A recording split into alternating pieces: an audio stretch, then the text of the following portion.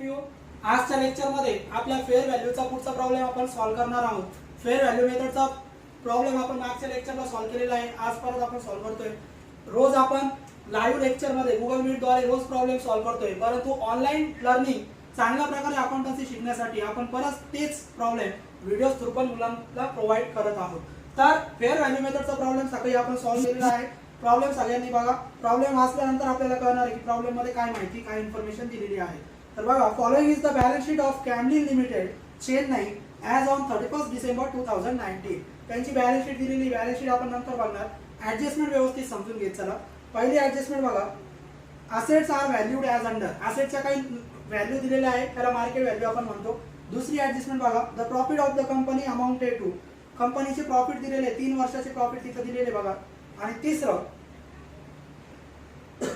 Adjustment बघा, it is the practice of the company to transfer 1/4 to profit to reserve fund. Transfer to reserve ही adjustment दिलेली आहे. आणि चौथी, fair yield in respect of equity share of similar type of companies is ascertain at 10%. Fair yield म्हणजे normal rate. आता एकूण 4 adjustment दिल्या आणि रिक्वायरमेंट बघा काय विचारलं, find out the value of each equity share under fair value method. Fair value विचारली. मग फेअर व्हॅल्यू विचारली तर डायरेक्ट फेअर व्हॅल्यू कॅल्क्युलेट करता येत नाही. फेअर व्हॅल्यू साठी पहिले इंट्रिन्सिक व्हॅल्यू कॅल्क्युलेट करावी लागेल, नंतर यील्ड व्हॅल्यू कॅल्क्युलेट करावी लागेल आणि दोन्ही व्हॅल्यू कॅल्क्युलेट झाल्यानंतर आपण कॅल्क्युलेट करू शकतो फेअर व्हॅल्यू. मग इंट्रिन्सिक व्हॅल्यू कॅल्क्युलेट करण्यासाठी काय करायचं, यील्ड व्हॅल्यू कॅल्क्युलेट करण्यासाठी काय करायचं, एकूण 4 ऍडजस्टमेंट आहे. कोणती ऍडजस्टमेंट कोणत्या मेथडला वापरायची हे सर्व आपण शिकलेलो आहे. परत आपण बघू. पहिली ऍडजस्टमेंट असेटची दिली. असेटच्या किमती, असेटच्या व्हॅल्यू ज्या असतात त्या इंट्रिन्सिक व्हॅल्यू मध्ये वापरतात. म्हणजे पहिली जी व्हॅल्यू आपली इंट्रिन्सिक व्हॅल्यू तिथं ती ऍडजस्टमेंट वापरणार. दुसरी ऍडजस्टमेंट प्रॉफिट दिलेले, त्या प्रॉफिटचा ऍव्हरेज काढायचा असतो. म्हणजे ही प्रॉफिटची ऍडजस्टमेंट ऍव्हरेज प्रॉफिटची असते आणि ऍव्हरेज प्रॉफिट कुठे सोडतो आपण, यील्ड व्हॅल्यू मध्ये. म्हणजे दुसरी ऍडजस्टमेंट यील्ड व्हॅल्यू मध्ये तुम्ही वापरणार. तिसरी ऍडजस्टमेंट ट्रान्सफर टू रिझर्व्ह सांगितलं. ट्रान्सफर टू रिझर्व्ह आपण मेंटेनेबल प्रॉफिट मध्ये वापरतो आणि मेंटेनेबल प्रॉफिट सुद्धा यील्ड व्हॅल्यू मध्ये कॅल्क्युलेट करतात. म्हणजे तिसरी ऍडजस्टमेंट सुद्धा यील्ड व्हॅल्यू मध्ये वापरायची. चौथी ऍडजस्टमेंट नॉर्मल रेट दिलेला आहे. नॉर्मल रेट सुद्धा यील्ड व्हॅल्यू मध्ये आपल्याला लागत असतो, तिथं वापरत असतो. म्हणजे 2 नंबर, 3 नंबर आणि 4 नंबर या शेवटच्या ज्या 3 ऍडजस्टमेंट आहे, पहिली ऍडजस्टमेंट सोडून पहिली ऍडजस्टमेंट फक्त इंट्रिन्सिक व्हॅल्यू साठी वापरायची आणि बाकीच्या 3 ऍडजस्टमेंट या यील्ड व्हॅल्यू साठी आपण वापरणार. मग हे क्लिअर झालं कोणती ऍडजस्टमेंट कोणत्या मेथड मध्ये वापरायची. आता आपण पहिले एक मेथड सोडूया. पहिली मेथड आपण सोडूया इंट्रिन्सिक व्हॅल्यू. मग पहिली मेथड आपण सोडूया इंट्रिन्सिक व्हॅल्यू. इंट्रिन्सिक व्हॅल्यू सोडवायची असेल तर पहिले आपण कॅल्क्युलेट करणार total net assets. Total net assets calculate करणार. टोटल नेट असेट कसे येतात तर पहिले आपण रेकॉर्ड करणार असेट्स. पहिले आपण रेकॉर्ड करणार असेट. बॅलन्स शीटच्या असेट साइडच्या सर्व असेट आपण रेकॉर्ड करणार. या असेट मध्ये 2 असेट रेकॉर्ड होत नाही, एक फिक्टिशियस असेट आणि एक प्रॉफिट अँड लॉसचा बॅलन्स. मग फिक्टिशियस असेट आणि प्रॉफिट अँड लॉस जर असेट साइडला असेल तर ते इथं रेकॉर्ड करू नका, ते इग्नोर करा. बाकीचे सर्व तुम्ही रेकॉर्ड करू शकता. तर असेट साइडला बघा, पहिली असेट दिली फ्री होल्ड प्रीमाइसेस. परंतु फ्री होल्ड प्रीमाइसेस ने आपण सुरुवात करणार नाही. ऍडिशनल इन्फॉर्मेशन मध्ये बघा, गुडविल आपल्याला दिलेली, तर गुडविल ने आपण सुरुवात करत असतो. मग आपण पहिले लिहिणार गुडविल. गुडविल बॅलन्स शीटला जरी दिलेली नसली तरी ऍडजस्टमेंट मध्ये गुडविल दिलेली बघा आणि ऍडजस्टमेंटच्या व्हॅल्यू आपण रेकॉर्ड करत असतो. मग गुडविल मार्केट व्हॅल्यू त्याची दिलेली ऍडजस्टमेंट मध्ये 44,000. मग आपण गुडविल लिहिणार 44,000, 44,000. त्याच्यानंतर free hold premises. Free hold premises. Free hold premises balance शीटला दिलेले बघा 50,000, परंतु ऍडजस्टमेंट मध्ये दिलेले 1,30,000. आपण ऍडजस्टमेंटच्या व्हॅल्यू रेकॉर्ड करत असतो, मार्केट व्हॅल्यू त्याला म्हणतो आपण. मग आपण मार्केट व्हॅल्यू रेकॉर्ड करणार 1,30,000, 1,30,000. प्रीमाइसेस नंतर मशिनरी. पुढची असेट आहे मशिनरी. मशिनरीची बॅलन्स शीटची व्हॅल्यू आहे, परंतु मशिनरी ऍडजस्टमेंट मध्ये दिलेली. मग ऍडजस्टमेंटची व्हॅल्यू आपण रेकॉर्ड करणार 72,000, 72,000. मशिनरी झाल्यानंतर पुढची असेट आहे स्टॉक इन ट्रेड. मशिनरी नंतर आहे फर्निचर. मग फर्निचर आपण रेकॉर्ड करणार. फर्निचर बॅलन्स शीटला आहे पण आपण चेक करणार ऍडजस्टमेंट मध्ये.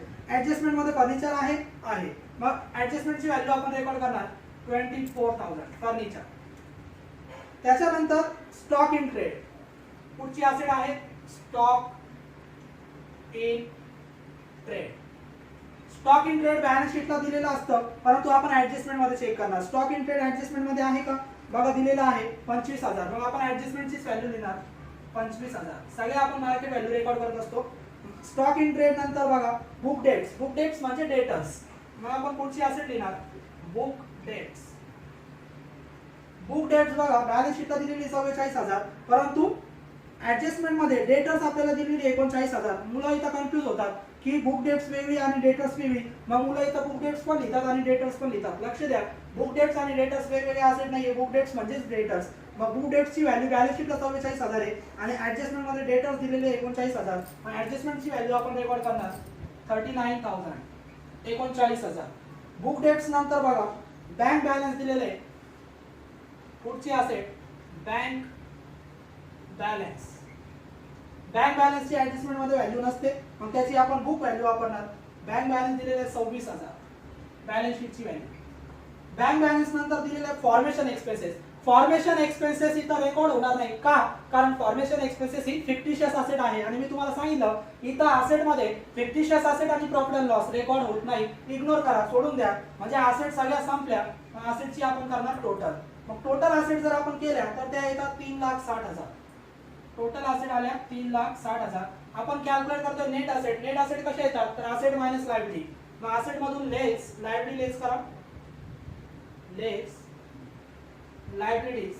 आता आपण लायबिलिटी साईडला बघणार कोणकोणत्या लायबिलिटी आहेत. बॅलन्स शीट बघा, पहिले दिलं capital. Capital share holder fund आहे, तो लायबिलिटी मध्ये येत नाही. रिझर्व्ह फंड, रिझर्व्ह आणि कॅपिटल हे शेअर होल्डरचे फंड असतात आणि शेअर होल्डरचे फंड लायबिलिटी मध्ये येत नाही. म्हणजे कॅपिटल येणार नाही, रिझर्व्ह येणार नाही. त्याच्यानंतर प्रॉफिट अँड लॉस. मी तुम्हाला सांगितलं लायबिलिटी साईडला जर प्रॉफिट अँड लॉस असेल तर त्याला क्रेडिट बॅलन्स म्हणतात आणि तो प्रॉफिट असतो. प्रॉफिट हे एका लायबिलिटी मध्ये येत नाही, म्हणजे प्रॉफिट अँड लॉस सुद्धा आपली लायबिलिटी नाही.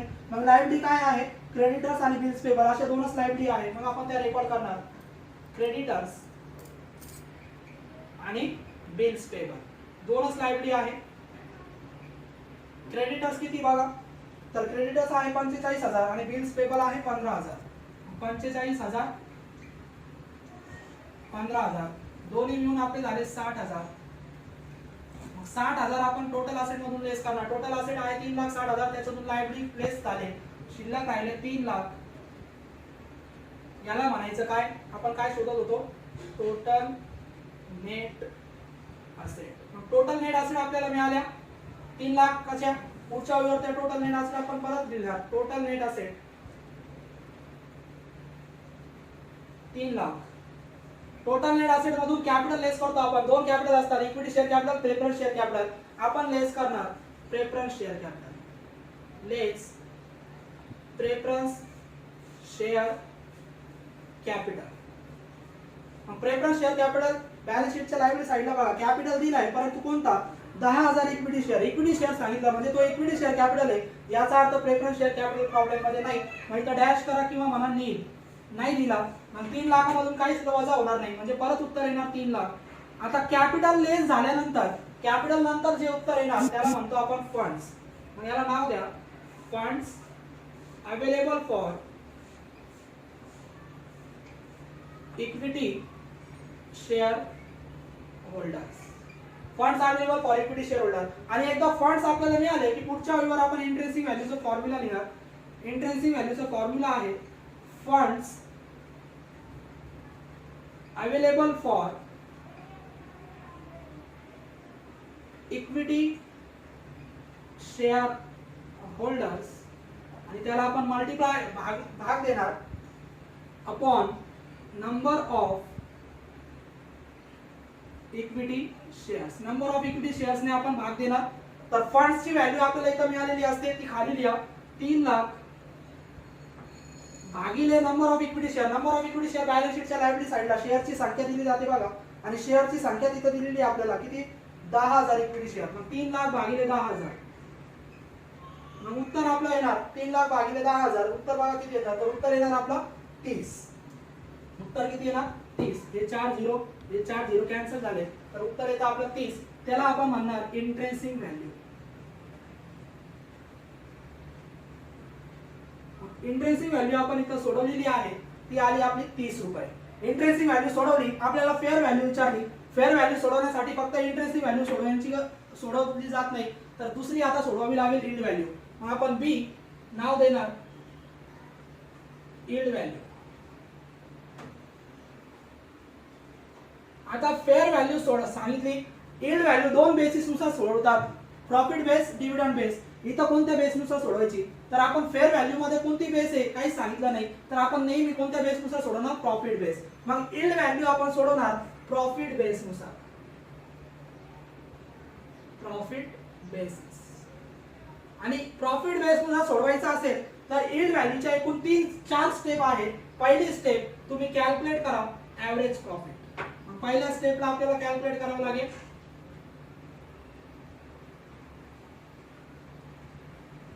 Average profit.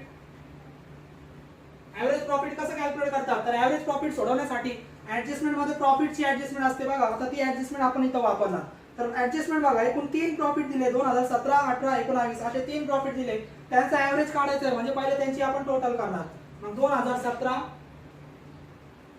2018 आणि 2019 असे 3 प्रॉफिट दिले. पहिला प्रॉफिट आहे बघा 45,000, दुसरा आहे 49,000 आणि तिसरा आहे 50,000. यांची टोटल येणार आपली 1,44,000. 1,44,000 याला आपण म्हणणार त्यांची टोटल केली म्हणजे टोटल प्रॉफिट. मग आपल्याला ऍव्हरेज काढायचं. ऍव्हरेज कसं काढणार, तर टोटल प्रॉफिट घ्या 1,44,000 आणि त्याला नंबर ऑफ इयर्स ने भागा. दिलेले वर्ष किती वर्ष दिले, 1, 2, 3. मग भागिले 3. मग भागिले 3 केलं की तुम्हाला मिळणार ऍव्हरेज प्रॉफिट. मग ऍव्हरेज प्रॉफिट आपल्याला इथं मिळतो. करा आपण जर 1,44,000 ला 3 ने भाग दिलं तर आपल्याला मिळतं ऍव्हरेज प्रॉफिट 48,000, 48,000. ऍव्हरेज प्रॉफिट आपल्याला मिळाला 48,000. ही झाली पहिली स्टेप ऍव्हरेज प्रॉफिट. आपण 4 स्टेप सोडवणार आहोत. दुसरी step maintainable profit.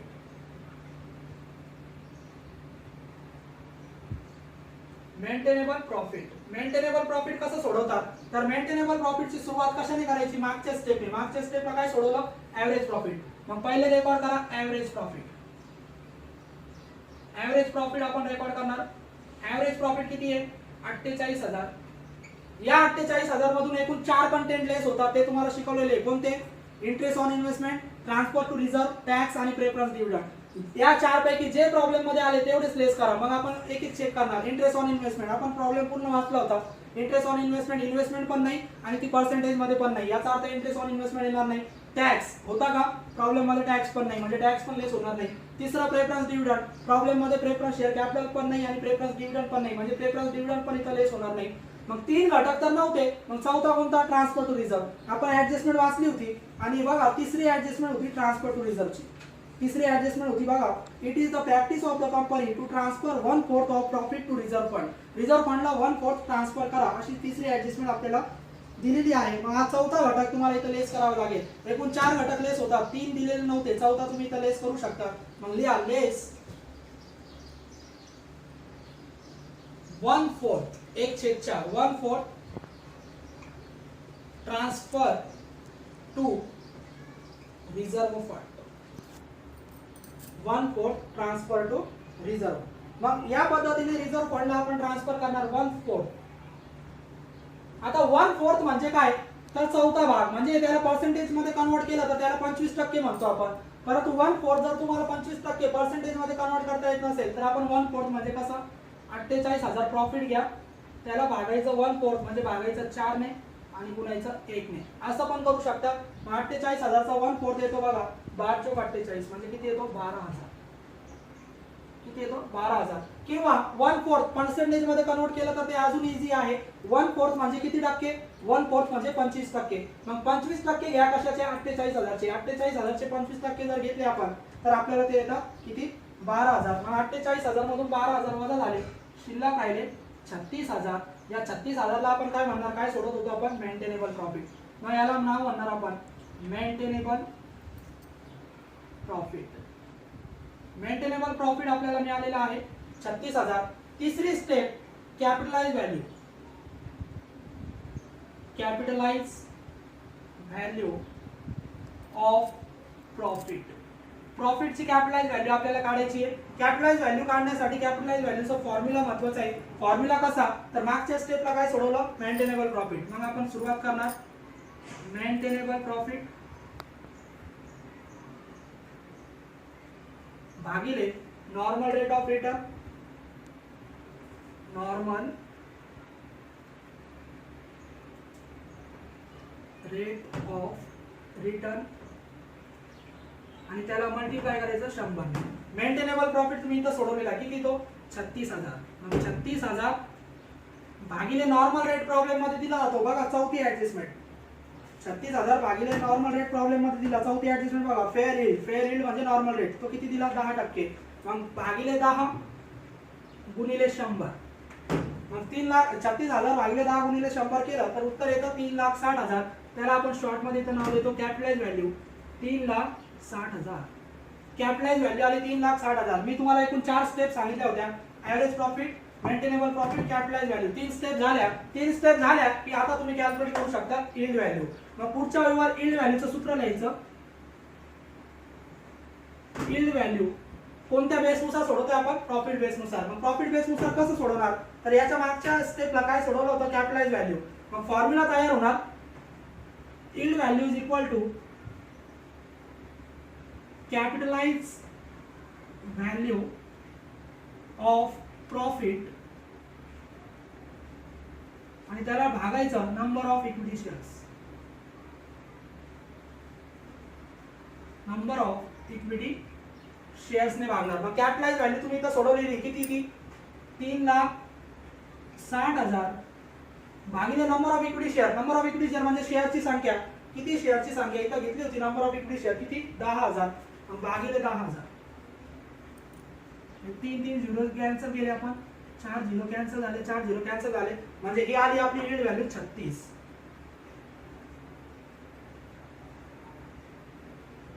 Yield value आपल्याला मिळाली 36 रुपये. शेअरची यील्ड व्हॅल्यू आहे 36. आता इंट्रेन्सिक व्हॅल्यू झाली, यील्ड व्हॅल्यू झाली. आता आपल्याला जी विचारली ती आपण सोडवणार फेअर व्हॅल्यू. मग तिसरी step C, fair value. Fair value अतिशय सोपी आहे. फेअर व्हॅल्यू कशी सोडवतात, तर इंट्रेन्सिक व्हॅल्यू आणि यील्ड व्हॅल्यू या दोघांची टोटल करून त्यांचा ऍव्हरेज काढायचा. मग फेअर व्हॅल्यूचं सूत्र काय तयार होईल, सूत्र आपण लिहू, intrinsic value plus yield value आणि त्याला डिवाइड करायचं 2 ने. मग इंट्रेन्सिक व्हॅल्यू किती आहे, intrinsic value 30 plus yield value किती 36 भागिले 2. 30 आणि 36 म्हणजे पुढच्या स्टेपला 66 भागिले 2 आणि मग 66 भागिले 2 केलं तर उत्तर मिळतं 33. त्याला म्हणायचं फेअर व्हॅल्यू 33. तर फेअर व्हॅल्यू आपल्याला मिळाली 33. तर या प्रकारे आपण फेअर व्हॅल्यू सोडवलेली आहे आणि ती आली 33 रुपये. तर फेअर व्हॅल्यू आपण सोडवली. फेअर व्हॅल्यू म्हणजे या दोन्ही मेथडची प्लस टोटल करायची आणि त्यांचा ऍव्हरेज काढायचा 2 ने भागून. तर या पद्धतीने फेअर व्हॅल्यू आपण सोडवली. फेअर व्हॅल्यू जेव्हा तुम्हाला विचारली जाते तेव्हा तुम्हाला ती डायरेक्ट कॅल्क्युलेट करता येत नाही. पहिले इंट्रेन्सिक व्हॅल्यू कॅल्क्युलेट करावी लागते, नंतर यील्ड व्हॅल्यू आणि त्यांचा ऍव्हरेज म्हणजे फेअर व्हॅल्यू. ठीक आहे, तर या पद्धतीने हा प्रॉब्लेम आपला सॉल्व्ह झालेला आहे. पुढच्या लेक्चरला पुढचा प्रॉब्लेम आपण सॉल्व्ह करू. ठीक आहे, थँक्यू.